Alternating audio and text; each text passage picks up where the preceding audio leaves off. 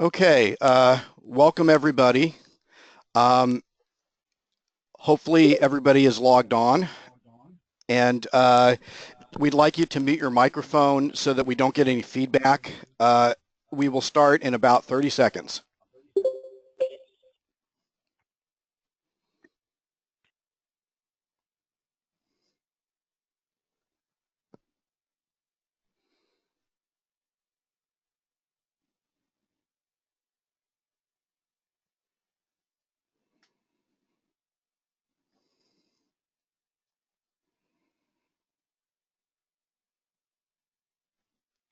Okay, welcome to the 2017 National Healthy Homes Month webinar series.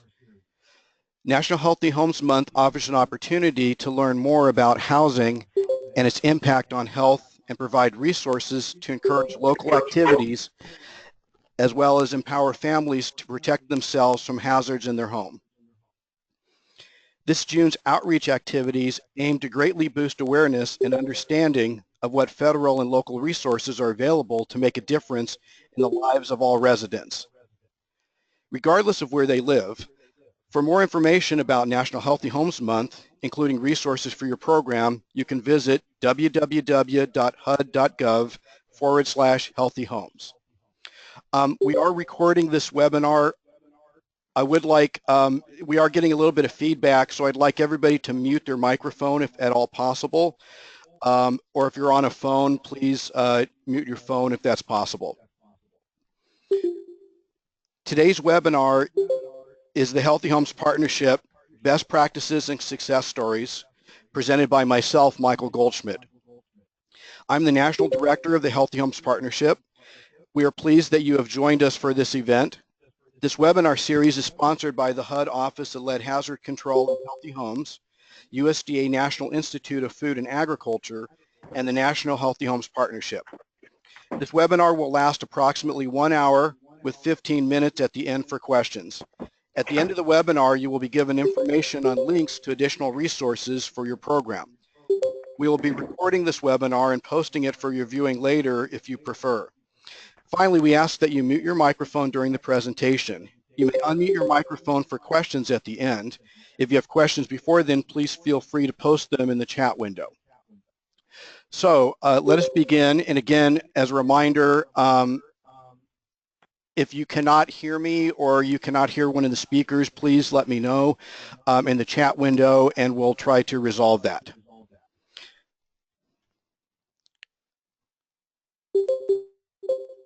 Okay, so today's webinar is delivering the Healthy Homes Partnership Best Practices and Success Stories. A little bit about the Healthy Homes Partnership for those of you that are not familiar with it. We are actually funded by the HUD Office of Lead Hazard Control and Healthy Homes through an interagency agreement with USDA National Institute of Food and Agriculture. We are extension and outreach educators. We are housing educators, health professionals, all of which are involved in national land grant institutions across the United States. We've been the National Healthy Homes Partnership for approximately 17 years. We existed before then. We formalized ourselves about 1999-2000 as a mandate from the federal government to provide consumers and stakeholders with information on healthy homes. The Healthy Homes Partnership originally was at the University of Wisconsin. It moved a number of years ago to Auburn University. Many of you who are on the webinar right now may remember Laura Booth from Auburn University. She ran the program up until 2014, and then it was moved to the University of Missouri, where it presently is, and I was named the national director. Okay, so a little bit more about the partnership. We have federal grant money that is through an interagency agreement with HUD, Office of Lead Hazard Control, and USDA NEFA. We each year fund somewhere between 8 and 10 states. The states that are listed on this slide are actually the states that are currently funded. Alaska, Montana, Oklahoma, Louisiana, Tennessee, Georgia, Connecticut, Missouri, Mississippi, the U.S. Virgin Islands, Florida, and North Carolina. We actually have 39 state contacts at various locations in the United States. And you can actually, if you see this web link on this slide, for those of you that are on just the phone, it's extensionhealthyhomes.org /state.html. Hold on a second. Let's see. We've got a couple people that seem like they cannot hear. Let's see. Can everyone hear okay? If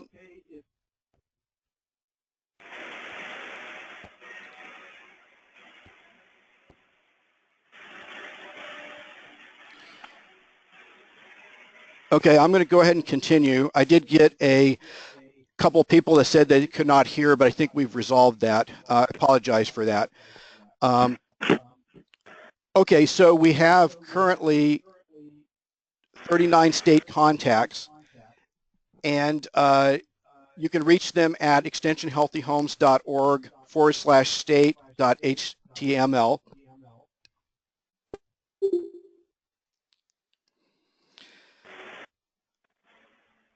Okay, I apologize. A couple people said that they lost the video, so hopefully we'll gain that back.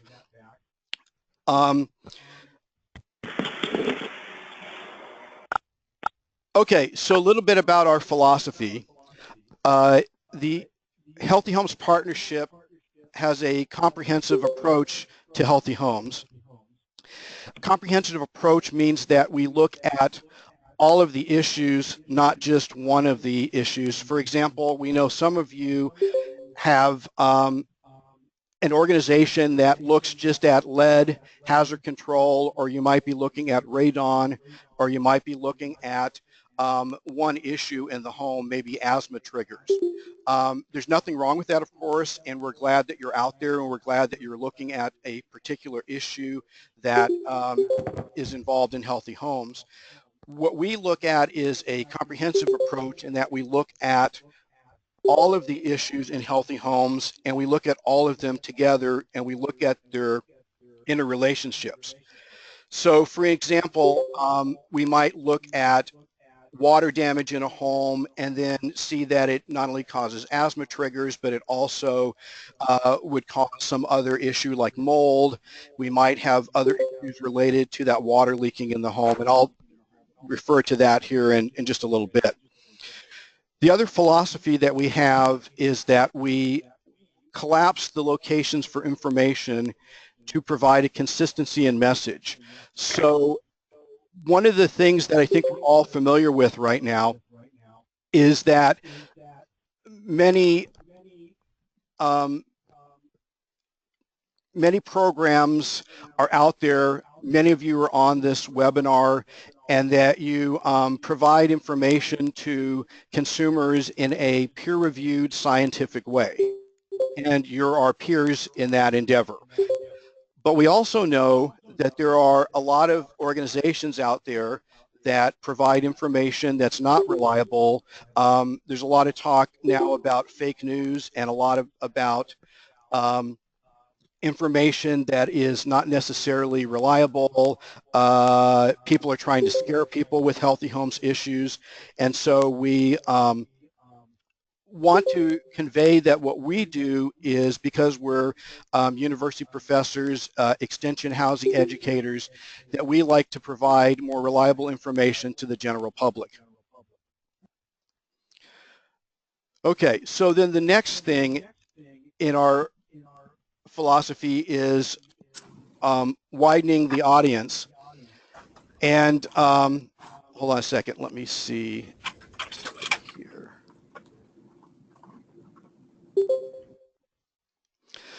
Widening the audience means that we don't look just at consumers in homes, but hold on a second. I'm getting somebody that's asking to be made the presenter. Hold on.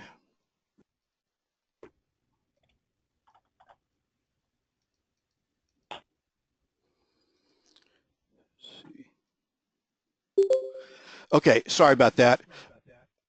We seem to have a couple people that have technical problems, so I'll try to fix that here.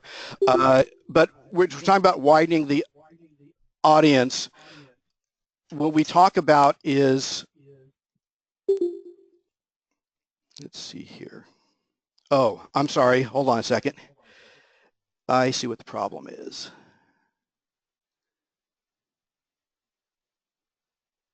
Okay, hopefully everybody can see the slides now. I apologize about that. It got switched. So let me move back here.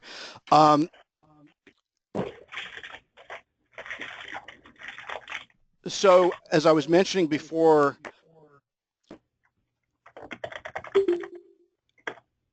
we have a comprehensive approach to healthy homes. Again, we look at all of the home toxins, all of the home issues that related to healthy homes. I talked about collapsing the locations for information, consistency in message, and then I started talking about widening the audience. So we look at teaching childcare providers, we look at train the trainer for healthcare professionals, we look at all avenues of teaching people about healthy homes. We do have intermediate and long-term impacts. It is important to us that we talk to people and find out after they made a behavioral change or they made a structural change to their house, that we document, have they gotten better with their health? Have they gotten better with have they gotten better with less school days missed? Have they had less work days missed? And then the final thing that is important to all of you who are on the webinar is that we do have what are called state advisory boards, sometimes called coalitions. The state advisory boards and coalitions are members of organizations like yourself that join together in a state and who provide healthy homes information to people within that state. So for instance, in Missouri, we might have the state health board member on, the state radon commission board that will have various other people in the state get together and talk about healthy homes issues and how we can all provide them in a consistent way to people within the state. Okay, so we do teach the 8 principles of healthy homes. Okay, so the answer to the question, we just got a question, someone's still having trouble with the audio. We are recording this, so you will be able to view it for later. I apologize for that, but I do want to continue on. Okay, so the 8 principles of healthy homes, some of you know that there are 7. There actually was an 8th one added a few years ago by the federal agencies. The 8 principles of healthy homes are to keep it dry, keep it clean, keep it pest-free, keep it safe, keep it contaminant-free, well-maintained, well-ventilated, and the new one, which is temperature-controlled. You will see some guides that talk about keep it green or keep it comfortable, but after a long discussion at the federal agencies, it was determined that keeping it temperature control was the best one to add as the 8th. As I mentioned before, one of the best practices that we have in the National Healthy Homes Partnership is we look at the interrelationships between a lot of these healthy homes issues.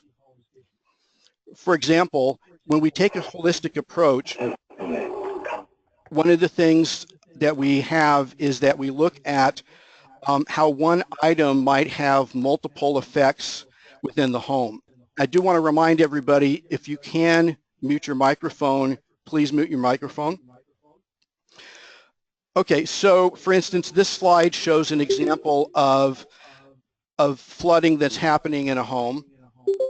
And we can see that after the flood water has receded, we can see that there's mold on the wall. And that mold is then going to make asthma worse in the home. For instance, this child is using an asthma inhaler. So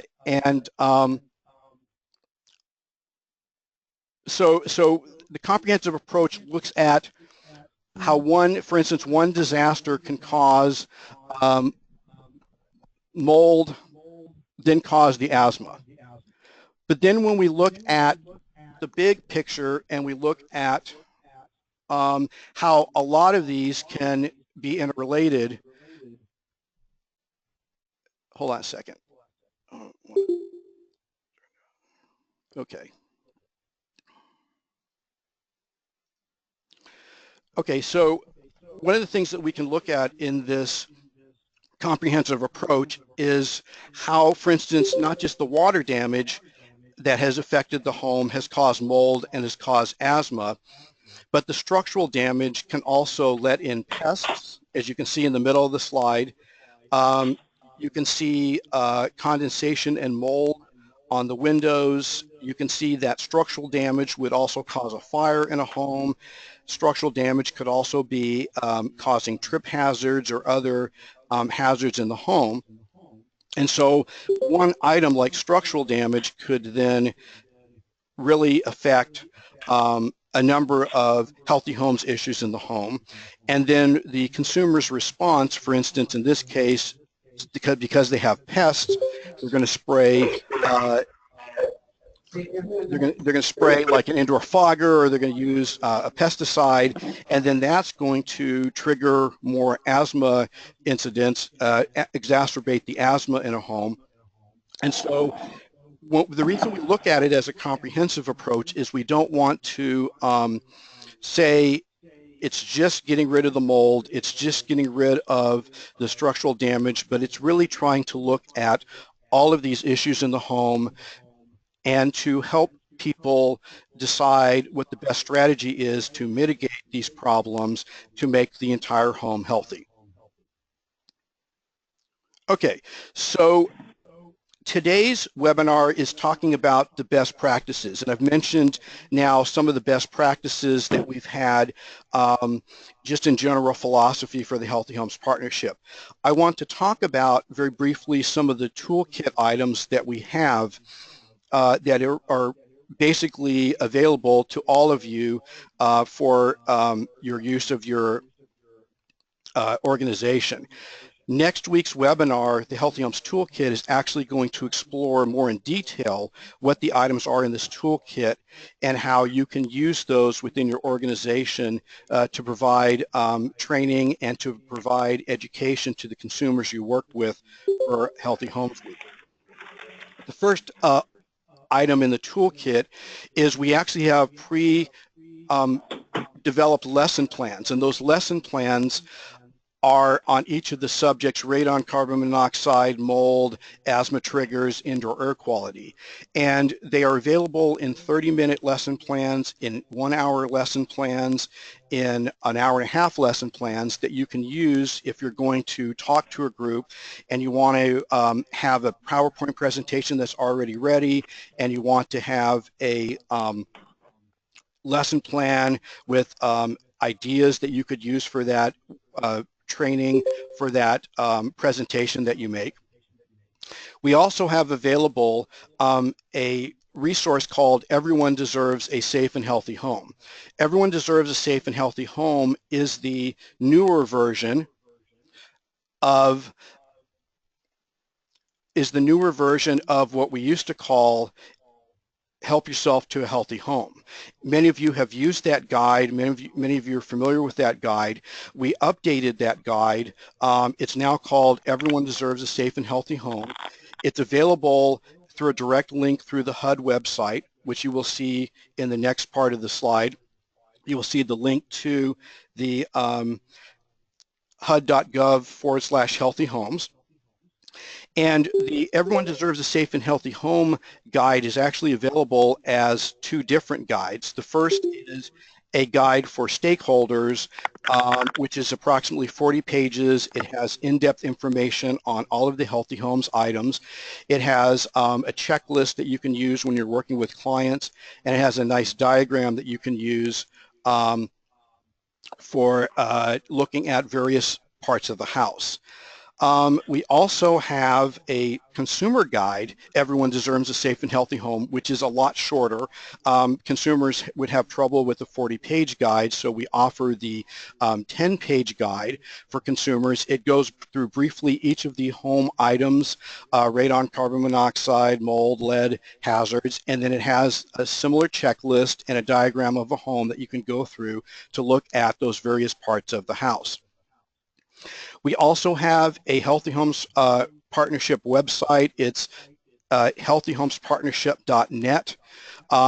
It's also available at extensionhealthyhomes.org. Either one of those will end up at the website. And then we also keep a very large email list. The email list allows us to send you the newsletter. It allows you to look at the various activities we're doing in the Healthy Homes Partnership. And so if you're interested in joining that email list, I will give you a link at the end of the presentation that you can then email us about that.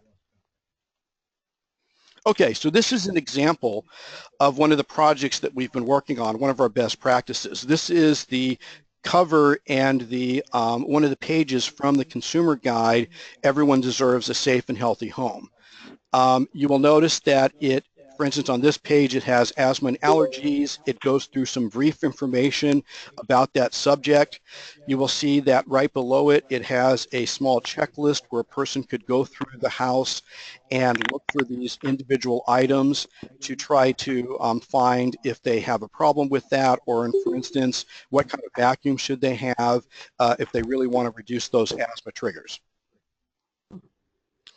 Then this slide is showing the Everyone Deserves a Safe and Healthy Home, and it's showing the stakeholder guide. Again, the stakeholder version is for your organization, for your staff, for the people that you work with that are working directly with consumers.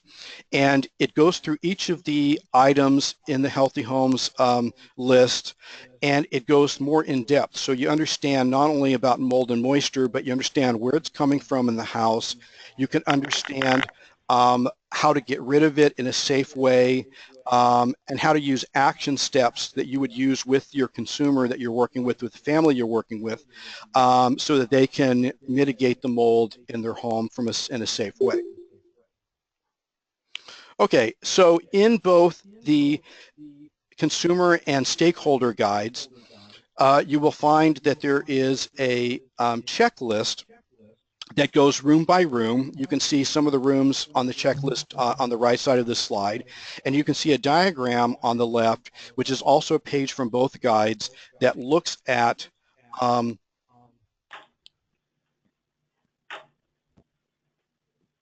that looks like a house. It goes through room by room, and you can see that each of the items in the circle talks about what toxin might be found in the various parts of the room, and then the checklist can go through room by room, and you can then try to find the hazard. Just checking to make sure I'm not getting any questions here. Okay, so one of the questions that has come up is about tobacco use in the guide. Yes, we do cover that. I got a call from Dr.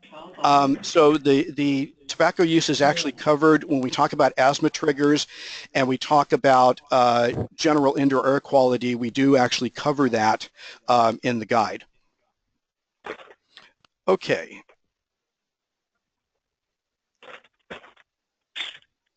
See if I can. Okay, so one of the things we talked about earlier is we talked about the coalitions, these groups of people interested in healthy homes issues within a state, and then they get together and talk about how should we combine our resources, how could we combine our impacts and deliver the healthy homes information to various families within the state. So for instance, on the left side, you will see this is actually Tennessee's coalition. They are getting together and talking about combining their resources for an advertising program. The slide on the left is the Healthy Homes Coalition in Louisiana that I attended. And again, the whole idea behind the coalition, and we want each of you on this webinar to consider joining and participating in, is to make sure that we're not all reinventing the wheel. So instead of, we're using limited resources to address this issue, we can combine all of our talents, all of our research, all of our ability to reach the general public and to coordinate our activities. And so these have been very successful in each of the states that are funded by the Healthy Homes Partnership. And we're trying to expand so that every state has a Healthy Homes coalition of people interested in this topic. Okay, so now what we're going to talk about is we're going to talk about widening the audience. We're going to talk about some success stories, and I know that I have a couple of members from these various locations that I would like to actually talk about. So we're going to start with Georgia, and I'm going to change the presenter to Pam Turner with the University of Georgia, and she can talk about her program and let's see, I'm going to do that here.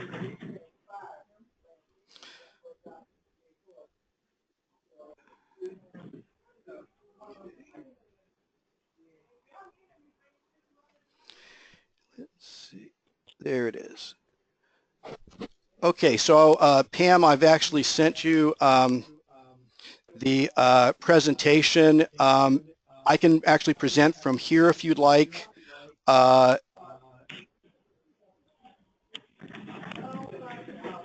Let's see, let me change it back to me.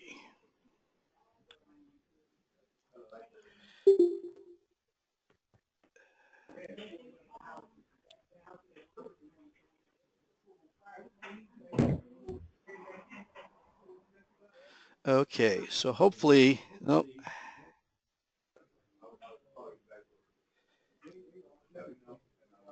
So Pam, are you on?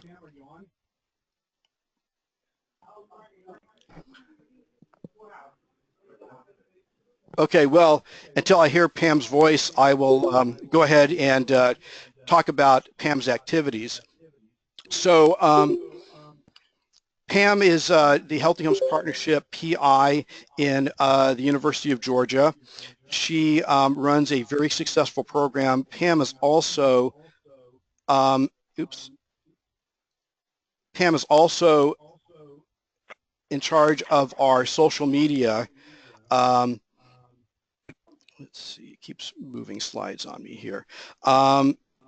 She runs the coalition in Georgia. She's part of an 11-agency program in the Rural Georgia Healthy Housing and the Georgia Healthy Homes Coalition. One of the activities that they do is they have what's called a Healthy Homes booth that's interactive that they use at various locations, including the Georgia State Fair. They promote this program at the website you see there, www.georgiahealthyhousing.org. You can see that they have volunteers that come in and work with the various people that come by the booth. You can see on a couple of the slides that they have a rotating wheel that talks about the various healthy homes issues, and then they give out small prizes to kids that guess the answer to the question right. In the last year, they had over 5,000 people come by the booth. They engaged conversations with 3,600 people, which is fantastic. What's great about a fair booth is when you engage people on a problem they may have in their house, you can actually then discuss with them solutions. You can do some follow-up information. You can get their email address and contact them later to see if they have some positive health outcomes after a behavioral structural change. They also distributed hundreds of resources on healthy housing related topics, and they have done referrals for radon testing, mold testing, and water testing. And again, as a reminder, I'm getting a reminder to people, please do mute your microphone. We are getting some people who are broadcasting whatever they're working on, so please be respectful and try to do that if you can. Okay. The other thing that the Georgia Radon program does well is they actually are a part of an Environmental Protection Agency state indoor radon grant that they give out free tests to people, then follow up after that test to see the level of radon that they have. Within the last year, they literally distributed 1,821 radon kits. They had a success rate of people using the kits of about 56%, which is actually quite good. And you'll notice that almost 30% of those test kits tested 4 picocuries per liter or above, which is the threshold at which mitigation is highly recommended in order to reduce that. For those of you that may not be familiar with how radon works, because I know some of you come from a project where you look at lead or other issues, but at 4 picocuries, you increase the chances of lung cancer in the family pretty significantly to approximately 11 to 12%. Their educational programs in Georgia have reached almost 830 people through social media, through direct contacts, through advertising. They have reached approximately 680,000 people since the program was started, and they have a very successful activity where they judge poster entries for the Georgia Radon program, and then they publish those through various means through their activities. So the children draw these radon posters very similar to the national program, and then they have people judge them, and then they get published. So it's really a great thing for the kids. So the question was asked, how many radon elevations were mitigated?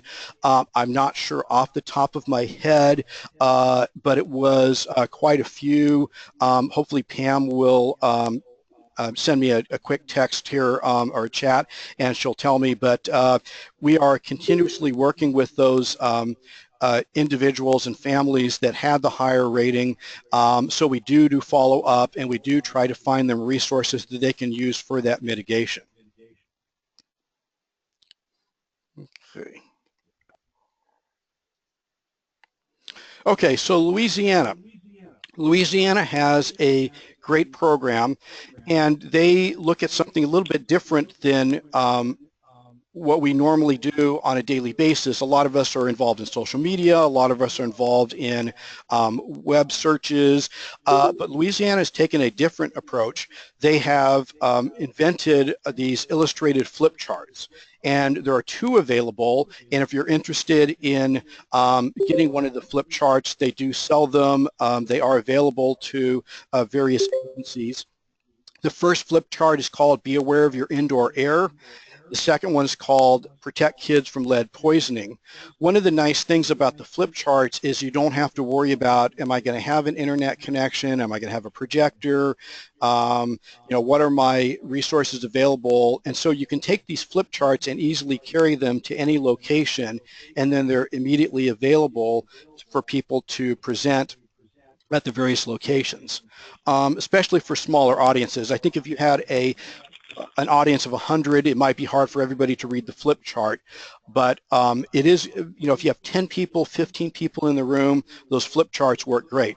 Here's an example of what they look like. You can see that it has very simple instructions to kids, instructions to families. You can flip it. It's going to go through each of the items. In indoor air, it's going to talk about asthma triggers, radon. It's going to talk about dust in the home, pests, use of pesticides. The one on lead poisoning is going to go very thoroughly into where that lead is in the home, where it is available to be in contact with kids, how to mitigate that.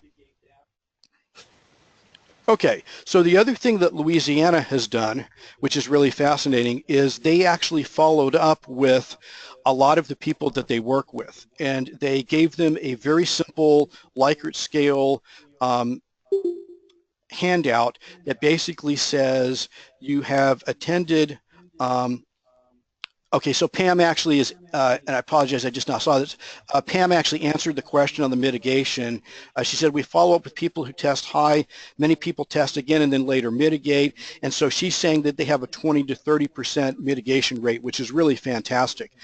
We have a similar program in Missouri that I'm going to talk about next week, but the one in Missouri has approximately that mitigation rate. And that's pretty fantastic because if you think about it, the mitigation can be very expensive for families that are on limited income, and we do help find the resources for those families for the mitigation.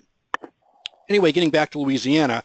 So Louisiana then, for everybody that came to them and said, we need information about mold, we need information about carbon monoxide, they then made an agreement to follow up with those people and to look at whether their actions and their structural changes to their house actually helped them with those healthy homes issues. So for instance, they had, of all of the surveys they sent out, they had 70% adopted practices.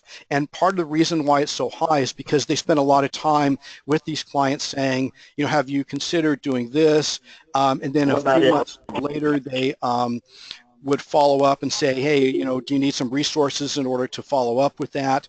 And then they saw that 88% of the people that responded to a survey actually shared what they learned with other people. And what's really amazing about what Louisiana has done is they averaged about let me finish this call up. Oh, and then there's a sound.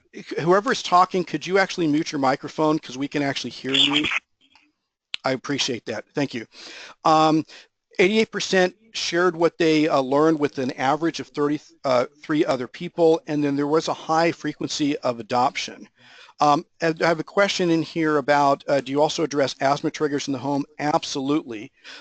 So what we do is we have a program through the Healthy Homes Partnership that talks about asthma, what are the triggers, what are the issues involved in asthma, how to have a doctor create an asthma action plan for the family. And then we also, the answer to the question from Raquel, we actually do partner in these coalitions and work with them to actually work with individual clients on their asthma triggers. So we provide a lot of the background information for consumers, for families, and we do also partner with others who do address the asthma triggers in there. And for instance, in Louisiana, that's one of the behavioral changes, structural changes that takes place when these people adopt these practices as shown on this slide. Okay, the next one I want to talk about is the University of Tennessee. University of Tennessee had this really great idea. So the state of Virginia is not one of the locations where we have a funded program, but we do have contacts in Virginia of those 39 state contacts. And they got together and said, you know, there's going to be this really big University of Tennessee, Virginia Tech football game. Let's use that as an opportunity to have a bunch of people learn about healthy homes. So what they did was they got design students from the University of Tennessee and Virginia Tech to actually develop playhouses, and using those playhouses as a competition to promote healthy homes issues. During that game, which is actually a very big game between the two rival schools, they had 6,000 people visit the exhibit. They then took it on tour and went to 26 locations across Tennessee and Virginia. And anytime that someone looked at the playhouses, they also had running at the same time the Healthy Homes video and the Everyone Deserves a Safe and Healthy Home and Help Yourself to Your Healthy Homes guides, which they then used to promote those healthy homes issues. So this is a picture of what those playhouses looked like. And you can see the booth that goes along with it, with the Healthy Homes information. Again, this was a very big attention getter, so people walk by and they see, oh, look at the playhouses. And of course, the kids are automatically drawn to these playhouses. And in the process of playing inside the playhouses and thinking they're really great and they're really cool, then the family then is exposed to the information on Healthy Homes. Okay, so I want to talk about the impacts that the program has nationally. We have approximately 375 coalition partners. So we go into each state and we form these coalitions. We form these groups of people all interested in Healthy Homes issues. So again, as a reminder, we might have a person who's doing lead hazard control on a statewide basis and the state radon program. And then we'll get, you know, the housing and educator from University Extension involved.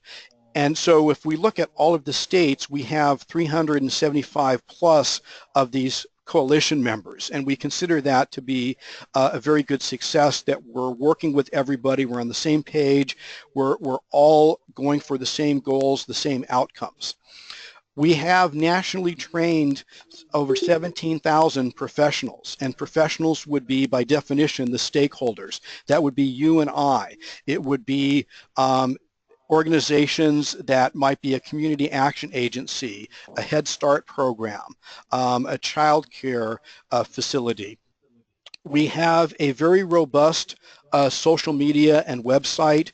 Our social media and website, we get 200,000 visits per year approximately. Now, to be fair, not everybody that goes to the website stays there and looks at Healthy Homes information an extended period of time, but we also do track the average amount of time that people are on that website, and we can look at the types of information that they have gained from visiting that website.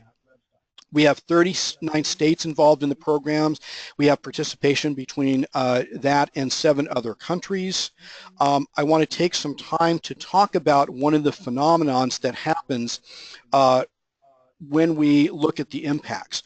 When we're looking at social media and we're looking at website, we do see the spikes that happen. The spikes are important because the spikes tell us what is happening in a particular location that then we then need to respond to. So one of the best practices that we have in the Healthy Homes Partnership is we try to respond quickly to those spikes.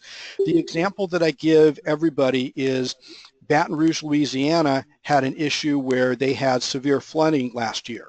So we saw right away after the flooding happened, within 24 hours, we saw a spike in the number of people looking at mold and looking at mold removal, and some people looking at flood recovery, which was pretty much predictable. So what we did was we then did a little thing that you can do on social media called boost the post. And boosting the post means you pay a little extra and then you can target a particular audience or a particular location through your social media so that it gets more directly to the people that need it. So what we did in Louisiana was we boosted our Facebook and our Twitter post so that almost everybody that was on social media in the Baton Rouge area and that area of Louisiana saw our postings about flood recovery, about mold removal, about asthma triggers due to mold, so that we could get more people engaged and involved on that. You know, obviously boosting posts you don't want to do every day because it can get very expensive, but it also is a good way to it's a good way to look at how you can increase people looking at the I'm reading some of the questions as I'm talking. So anyway, you can look at the spikes. You can say, let's try to cover everybody we possibly can in this area. So for instance, if there was a wildfire in a particular area and people are trying to recover from that, or a tornado or something like that, we're always prepared to boost those posts and to get as close as we can to the people that need that information right away. So one of the questions that came up was, do we have any programs geared towards realtors education? Absolutely. So the Everyone Deserves a Safe and Healthy Home guide for sure talks about some basic information that every homeowner should know, and therefore we educate realtors in how they can use that information not only when they're advertising homes, but when there's a home inspector coming in and they're looking at the various things, how important it is to actually remove those issues from the home. Okay, so I have a couple people that say that the video and audio is not going. So let's see what's going on here. Okay. Okay, so these next two slides are for those of you that say the video is not advancing, I would wait a minute or so. Sometimes on a webinar like this with a lot of people, some people have the slides advanced, but what you should be looking at right now is the page that has the impacts for the Healthy Homes Partnership. I apologize for those of you that are having trouble with the slides. This looks at the impacts that we had between 2014 and 2015, and I wanted to highlight a couple of issues. You can see the website activity, you can see the social media. Back in 2014 and 2015, we were just getting started with the social media, so you can see that those numbers are lower than, say, the number of people that visited the website. When we look at the next year, which is the last year that we recorded information, you can see that the social media just went way up. And you can see that, let's see, you can see that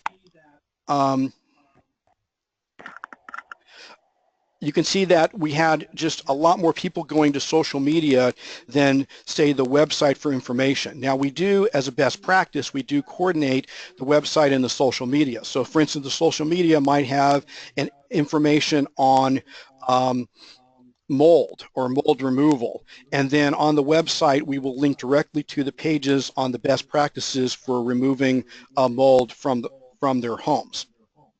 Okay, so the next slide is the contact information that you can have, you can find to actually directly reach me. We are recording this webinar. You will be able to view it later if you want to look for particular links. The easiest way to get involved in the Healthy Homes Partnership, whether you want to join one of the statewide coalitions or you need further information, is to go ahead and directly email me at goldschmidtm@missouri.edu. If you also want to be involved and you want to get some of the HUD resources that I've talked about earlier, we are going to have a webinar next week where we talk about those resources in particular, and we go through the webinars that we do, the Everyone Deserves a Safe and Healthy Homes. We also have smartphone apps that are available to your organization to use. But please feel free to email me at goldschmidtm@missouri.edu, and we can provide you with the specific information that you need. If you want to join our monthly newsletters and also get the advertisement for future webinars, we're glad to do that. And you can, again, email me and we'll provide you that information. There are a number of people that probably have questions. You're welcome to use the chat window if you want to take off mute and ask me a question. I'm glad to answer that question for you.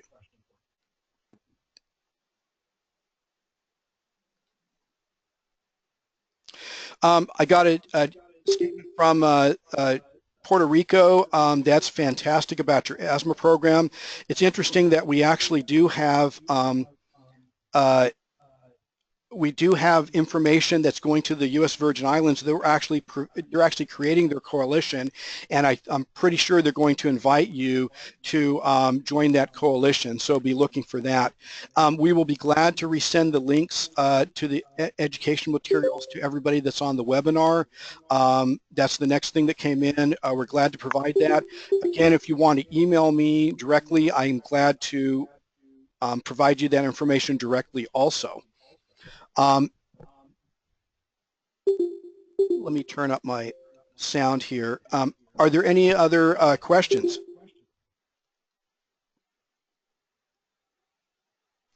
Fantastic. Well, thank you for being here for part of this webinar. We look forward to seeing you next week, where we will talk about the Healthy Homes Toolkit, and then we will, throughout the rest of National Healthy Homes Month, be glad to provide you with information about our program and about the success stories that we've had. Thank you very much.